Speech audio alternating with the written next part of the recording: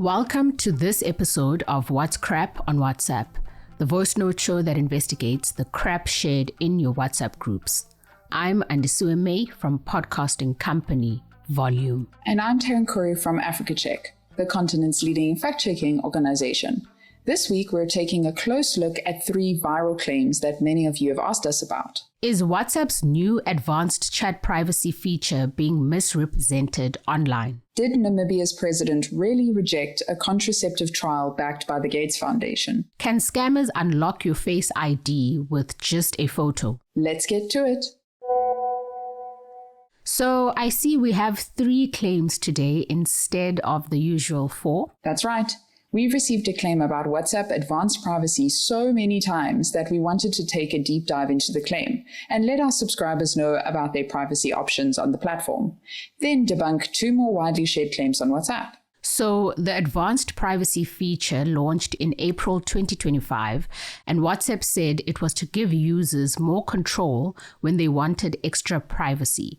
But only a few months later, warnings started spreading, claiming that unless people enabled the feature, AI systems could legally access all their group messages, members' phone numbers, and even personal data stored on phones. But the warnings are misleading. A WhatsApp spokesperson told Africa Check these claims are completely false. The feature doesn't change what WhatsApp or its parent company Meta can legally access, and it doesn't hand your personal chats over to AI systems. So what actually happens if you switch on advanced chat privacy? There are 3 main changes. First, it blocks automatic media downloads. Usually, WhatsApp automatically downloads images or videos to your phone. With advanced chat privacy, they'll only save if you manually choose to save them. Second, it makes exporting an entire chat history more difficult. Instead of simply tapping one button, someone would have to copy messages one by one or take screenshots. And third, if a chat has advanced chat privacy enabled, Meta AI, the built-in AI assistant in WhatsApp, can't be used in the chat. But it doesn't mean Meta AI is spying on your other chats. So interacting with Meta AI is optional. If you don't start a chat with it or tag it, WhatsApp says no data is sent to the AI. Advanced chat privacy just adds another layer of control. So WhatsApp messages are still protected by end-to-end encryption, right? Right. And that means only you and the person you're talking to can see what's written. Not even WhatsApp itself can read those messages.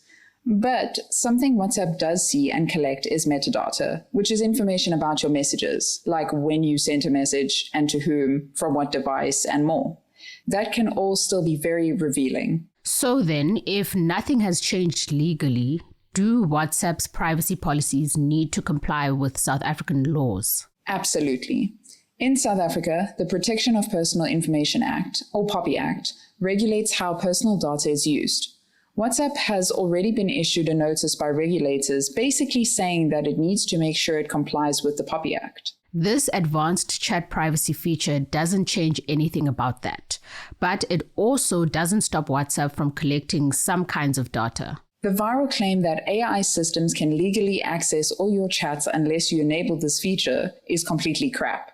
But there are a few things people can do to keep more of the data WhatsApp does collect private. Experts gave us a few suggestions. Use encrypted backups of your chats, which means your data stays safe from other parties, and check which permissions WhatsApp has on your phone. They also suggested using a VPN to mask your device's IP address or use apps that are more privacy focused. Our next claim has been sent to us on WhatsApp by quite a few subscribers. It said Namibia's new president, Netumbo Nandi-Ndaitwah, firmly rejected a Gates Foundation proposal to run contraceptive trials in the country. Namibia is a country in southern Africa, bordering South Africa, and Nandi-Ndaitwah became the country's first female president this year. So looking at these posts we were sent, some included what looked like a direct quote from her, basically saying that she is rejecting this proposal and calling it a form of population control, saying this is trying to suppress human potential in Namibia and that it's a grave injustice to Namibians. The Namibian presidency definitely didn't say this. A spokesperson confirmed that it's false, and in an official post, they called it fake news. But subscribers may wonder why the story took off. Well, it might have come from the real announcement that the Gates Foundation launched a new intervention that facilitates access to IUDs, which is being rolled out in Kenya and Nigeria so far. IUDs are a long-lasting contraceptive. It can prevent pregnancy for up to 8 years, and it's a device that's inserted into the uterus. Bill Gates and the Gates Foundation are often mentioned in these kinds of claims. Exactly.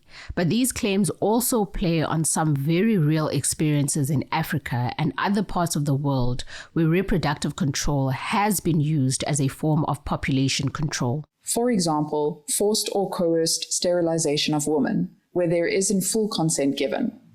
But there are also some valid criticisms of contraceptive programs today, especially interventions that promote women on the continent using long-acting contraceptives. Research shows that these kinds of programs often measure their success mainly by how many women actually end up using the contraceptive, which means that providers can unintentionally pressure someone into using these and discouraging other options. This and other problems means that women are not presented with the full range of options to make an informed decision. Right. So this probably also plays into suspicions about these new programs coming into Africa from abroad.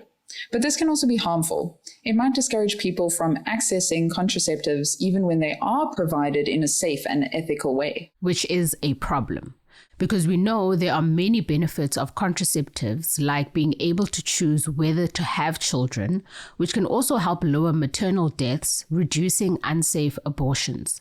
They can also help manage some medical conditions like polycystic ovary syndrome and endometriosis. Exactly. It's crap. Our last claim warns that if your phone rings and shows your own face on screen, scammers will record your voice, steal the data on your phone, and even use AI to impersonate you and have video calls with your friends. We checked with law enforcement and they didn't seem to have encountered this. And tech experts told us this isn't very likely to happen. So what's going on here? Well, let's start with some context. Face ID and Voice ID are biometric systems. They use your physical features or the sound of your voice to unlock your device. How does that actually work? Apple's Face ID, for example, projects thousands of invisible dots to create a 3D map of your face. That's how it can distinguish you from a photo. But flat images or screenshots don't contain that information, and modern systems also check for movement. So someone holding up a selfie of you to your phone wouldn't get in? Correct. And Voice ID isn't foolproof, but scammers still can't just call you and record your voice to magically unlock your phone. The system requires very specific input, and they have built-in protections. Sure, that's a relief, but it's still really important to protect the personal data on your phone, right? I mean, that's often where banking details, email accounts, and private media like photos are stored. Absolutely. Experts recommend using long, unique passwords, updating your phone software regularly, enabling two-factor authentication when possible, and only downloading apps from official app stores. These steps do far more to keep you safe than worrying about fake warnings like this one. It's crap. That's all the time we have for today. Now you know what's crap and what's not. Your friends and family can sign up for our show over WhatsApp. The number is 082-709-3527. Make sure to save us as a contact in your phone and send us a message. You can find the show wherever you get your podcasts, from Apple to Spotify. If you listen there, you'll find show notes and a link to the fact checks. Remember that you can send us a WhatsApp message, a picture, video, link, or voice note that you need fact checked. Just forward them to us on WhatsApp. Our theme song is composed by John Bartman. I'm Andisueme. And I'm Taryn Corey. Bye for now.